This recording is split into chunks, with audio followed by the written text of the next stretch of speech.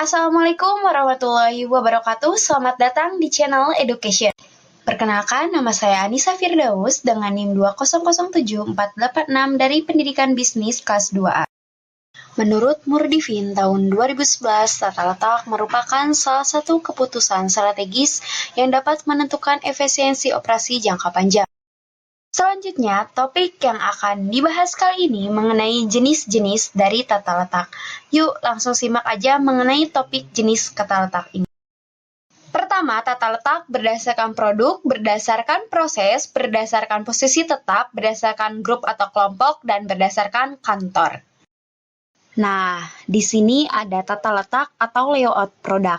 Bisa kita lihat di sini ada proses input sampai dengan output. Dari proses A, B, C, D, E, lalu proses A, B, C, D, E, dan proses A sampai E. Proses layout produk ini merupakan proses aliran berdasarkan garis lurus atau straight line.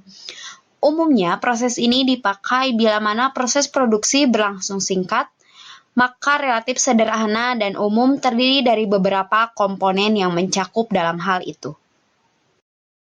Baik, selanjutnya bisa kita lihat dari gambar di sini yaitu ada proses layout produk dari mie instan. Pertama ada proses pencampuran atau mixing yang menambahkan bahan tepung ataupun bahan tambahan lainnya dalam membuat produk mie instan. Selanjutnya kita beralih ke bagian yang ada di sebelah kanan yaitu ada proses pengepresan, lalu proses pembentukan untayan mie, selanjutnya ada proses pengukusan, dan selanjutnya ini ada proses pemotongan dan pencetakan mie sesuai ukuran yang telah ditentukan. Lanjut kita beralih ke proses atau bagian yang ada di sebelah kanannya lagi, yaitu ada proses penggorengan dari produk mie instan, lalu ada proses pendinginan agar mie yang diproduksi itu menjadi beku, dan terakhir proses pengemasan atau packaging yang sesuai konsumen. Nah, selanjutnya ini ada proses tata letak ataupun tata letak fungsional.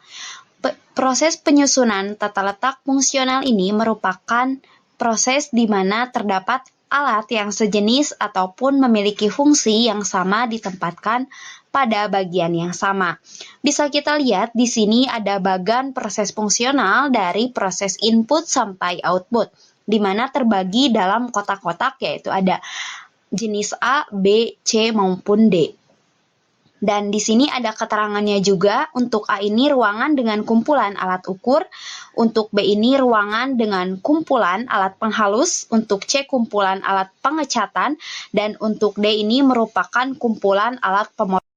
Bisa kita lihat di sini ada tata letak dari proses pembuatan roti yang dimulai dengan ruangan-ruangan yang terletak di dalam gambar tersebut, yaitu ada halaman depan, tempat sampah, musola, toilet, ruang tamu, ruang istirahat, ruang penyimpanan roti jadi, ruang administrasi, ruang label, dan sebelah kanannya ruang pembuatan roti. Selanjutnya ini ada tata letak atau layout dari posisi tetap. Nah, jika dalam layout yang lain, produk yang bergerak itu sesuai tahapan produksinya. Namun, pada tata letak jenis ini atau tata letak posisi tetap justru produk tidak bergerak. Bahkan bahan baku dan alat produksi lainnya mendatangi produk.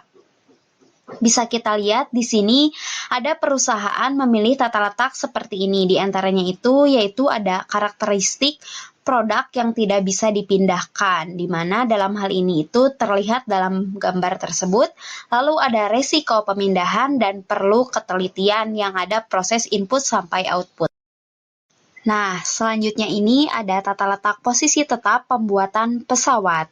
Contohnya ini di sebelah kiri ada proses input atau gudang bahan baku, lalu ada prosesnya yaitu mesin las, mesin gerinda, mesin keling, gergaji, gerinda, dan fasilitas pengecekan sampai ke proses akhir yaitu output yang berupa gudang produk jadi.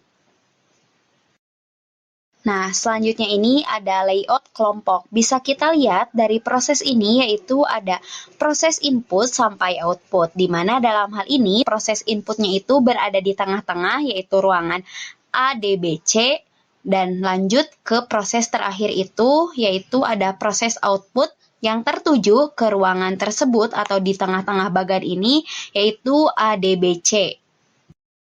Nah, bisa kita lihat di sini ada contoh dari tata letak kelompok kapal laut. Dalam hal ini sama seperti layout yang lain, yaitu ada proses input sampai output.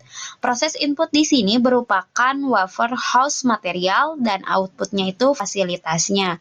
Di mana proses dari kapal laut ini yang harus dilalui ada quality control, assembly mesin, painting mesin, welding mesin, grinder mesin, dan cutting mesin.